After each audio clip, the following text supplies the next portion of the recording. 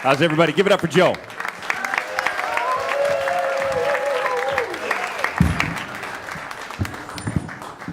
Appleton, so close to Packerland, Green Bay, right down the road. I'm from Minneapolis. You know, what's nice about being a Vikings fan is when the playoffs roll around, I have free time. Super Bowl weekend, I get shit done around my house. You guys are all strapped to the TV. I feel bad for you. I got engaged this summer. It was an awesome thing. Been with her, thank you. Hold your applause. Been with her for 16 years and she proposed to me. Very cool. I said yes because I don't think well on my feet. We were out on the road and when we got back to Minneapolis where I'm from, I took the ring off. And she said, "What are you doing?" I said, "Well, honey, I'm a man. Men don't wear engagement rings. Men wear wedding rings. When we get married, I'll put it back on, okay?" And she said, "What?" I said, "I was just looking at it. It's very pretty." She's an amazing woman. I knew that she was a handful early on. She wants to be on The Amazing Race, on the couples thing. Have you seen this? Couples on The Amazing Race. She wants to do that. There's a 100% certainty we're breaking up if we do that. I know it. I absolutely know it because we're going to lose. It's going to be her fault, and I'm going to tell them that. You find out stuff about your spouse you didn't even know you needed to know. Like, I know how it's going to go. We're going to lose. He's going to interview me. He's going to say, "Ron, what happened?" And I'll say, "Well, Phil, apparently she's never built a bike from scratch. She doesn't speak Sanskrit, and seems like she's never milked a rattlesnake. It's like I don't even know her." We fight driving to Chicago. We're not going to make it to Pyongyang.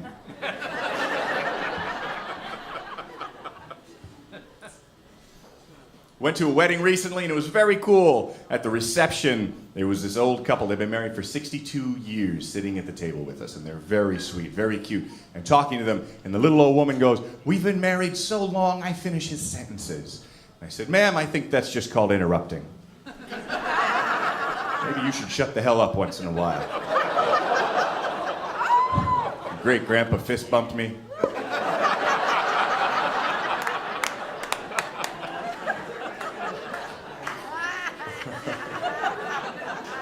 It was cool, though. During the service, they had this cross, and the cross was in two pieces. And it was meant to be put together like a puzzle that symbolized the union of these two lives, right? So this cross in two pieces, and the outside, the framework of the cross represented the husband, and the inside, also in the shape of a cross, represented the wife. And it was a series of loops and swirls and switchbacks. So I'll say that again. From my perspective, what I saw, the outside of the cross representing the husband was very clear, easy to define, borders, made perfect sense. The inside of the cross representing the wife was batshit crazy.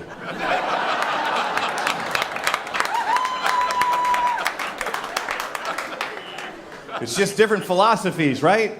Men and women, we're similar but we're different. Like women want to get married and live happily ever after, and men know you have to pick one.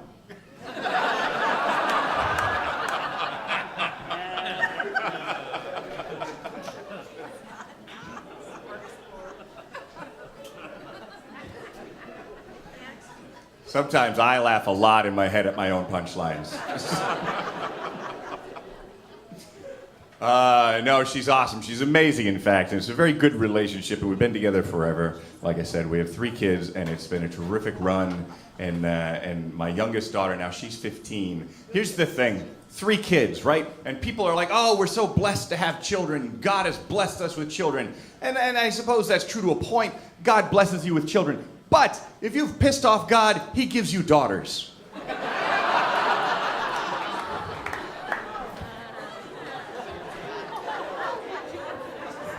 Hear me out, ladies. The thing, my 15-year-old, for a long time, she was amazing. Like, I just adored her. But then when she turned like 13, she became a teenage daughter and just started running with it, and it drove me nuts. But one day, a beautiful moment we had, we were driving in the car together, and it was so cool. She was by my side, and a song came on the radio, and the song's by Warren Zevon, and it's called "Keep Me in Your Heart." And it's a beautiful song. And I looked over at her and I said, sweetie, this is a love song, but it's also a sad song. And she said, Daddy, why is it sad? And I said, I'll tell you a little bit. I'll tell you. Because Warren is telling this woman that he doesn't know what tomorrow will bring. He doesn't know what the future holds. But he wants her to know that she's the most important thing in his life. He wants her to know that she's the air in his lungs, the fabric of his existence. If he is ever not with her, she has only to imagine him and he will be right by her side. He's begging her, don't forget me, never forget me, keep me in your heart. And my little girl looks at me, she goes, Daddy, that is so sad. Does she suffer from memory loss?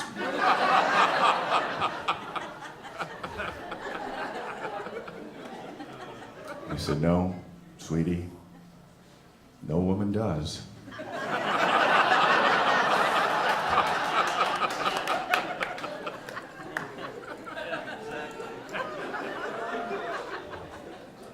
I love my kids. I love them. I love them. I'm no good at sex, though.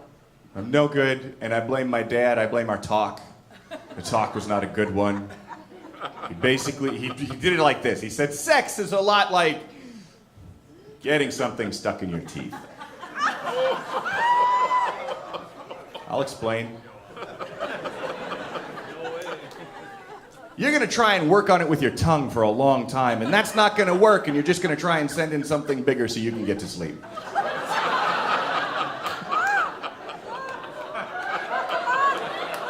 I will wait for some of you to catch up on that. A few of the fellas are like, what's with the tongue? What's that all about?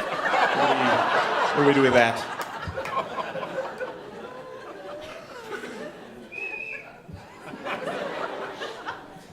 My dad recently has been diagnosed with Alzheimer's. It's kind of sad we're moving him out now, but he's kind of been left to his own devices for a long time. We didn't realize that he'd become a hoarder, but not just a hoarder, he became an animal hoarder, right? My dad has 37 cats and 15 dogs.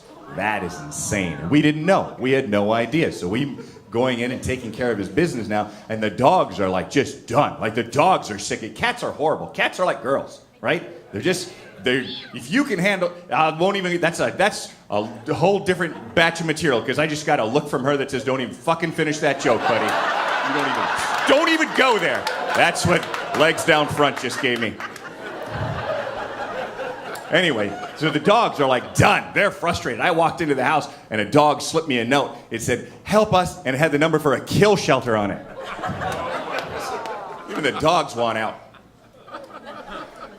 I just finished a play. I was in a play in Minneapolis, and it was cool. And this dude that was in the play, when we did our introductions to start the play off, this guy was like, hi, I'm Chris. And I said, hey, Chris, I'm Ron. And he was gay. And he goes, Ron, I'm going to call you Biscuits. I said, why? And he said, so I want to cover you in gravy.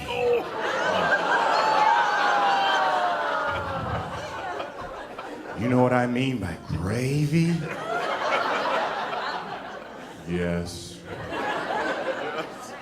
It's a very disturbing moment for me. I grew up in farm country. By applause here, how many people have kids over the age of 18 living at home with them right now? I appreciate your honesty. I should tell you, I think you're what's wrong with America today. Those parents are so cool. They're so funny. They make apologies for their kids. They're like, no, he's just trying to figure it out. She's just trying to get her life together. He's just making a plan. He has a plan. He's waiting for you to die. That's it. They've seen your stuff. They want it. They're waiting for you to die.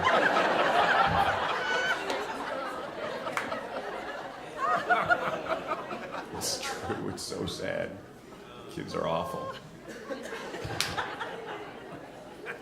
I saw a special on the Discovery Channel the other day. It was very cool. It was about these two conjoined twins, right? Conjoined twins. They were joined at the head, right? Right at the top of the skull. So they had two fully formed bodies, and they shared a head. And they were on Discovery Channel because they were celebrating their 7th birthday. These kids weren't supposed to live to be 6 months old, and they were 7 years old. And they were mainstreamed into school, and it was so cool. And the parents were like, oh, we're just so proud of them. We wouldn't change a thing. And I thought, really?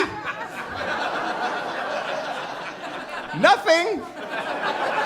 Because I have 3 kids, and I can think of a couple of things I'd change on them. The parents are just funny. They just make excuses for the kids. No, they're perfect. Yeah, I think maybe separate skulls would be one thing I'd change. I don't know.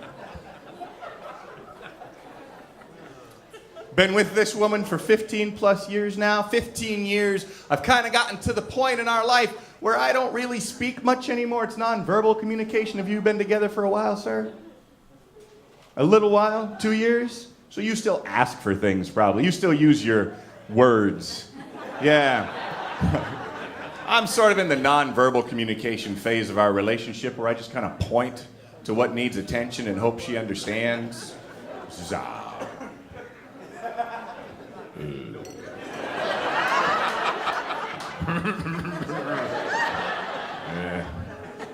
One night after an especially aggressive bout of pointing, she got angry at me. She said, you know, you used to sing to me. You used to sing songs. You did poetry. You would write me letters. It was beautiful. I felt wanted. I felt pretty. Make me feel pretty again. Where's the romance in our relationship? And I got very quiet. And she said, what are you thinking about? I said, I'm trying to think of a romantic way to tell you I want to bury my face in your ass.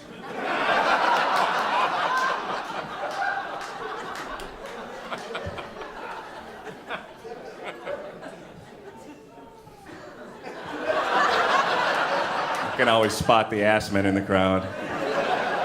It isn't just men, though, is it, ma'am? No. No.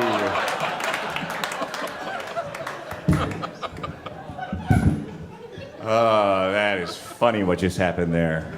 Bless your leggy little heart. Been in this relationship for a long time, though, and I suffer from kidney stones, and she suffers from a lack of empathy, so it makes for an interesting exchange sometimes. I have had no fewer than 15 kidney stones in my life, right? That's a lot of kidney stones. Do you have children, ma'am? No? Children? Anybody have children? No. How many do you have? 3? The lights are not good, but you don't look like a ma'am. I was looking for a female, but okay. Whatever. Man, I'll tell you what, I thought kidney stones were a bitch to pass. You must have just destroyed your penis shooting out 3 kids. Wow. That totally fucked up the whole kidney stone joke I was gonna do, having a man answer. You've trumped me, sir. I have not shot a baby out my dick. Good for you. I guess. I'm lying in bed, it's about 1 o'clock in the morning, and I'm in the throes of an especially painful batch of kidney stones. I'm crying out in agony, literally screaming, and if you've ever had kidney stones, you know that's not hyperbole, that's literally how it goes. It's agonizing, and I'm dying, and it's 1 o'clock in the morning, thrashing around, and she leans over and she whispers in my ear, she goes, "Are you suffering from a kidney stone?" And I said, "Yes, oh God, yes." And she said, "Could you go sleep on the couch?"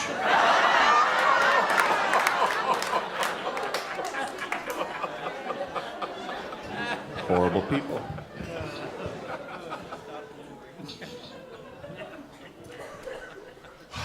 We had an awesome Thanksgiving at our house, and I do all the cooking, right? I'm a big fan of cooking, and again, the lack of empathy. I made a turkey in a roaster, and as I was lifting the turkey out, it slipped and it fell back in the roaster, so I got splattered with the grease, right? And I jumped back and I said, "Holy fuck!" And she said, "What was that all about?" I said, "I'm sorry. What's the appropriate response when splattered with 325-degree grease?" And she said, "I don't know. I'm just saying I think you overreacted a little bit." Fair enough. So I splattered her. Guess who overreacted a little bit?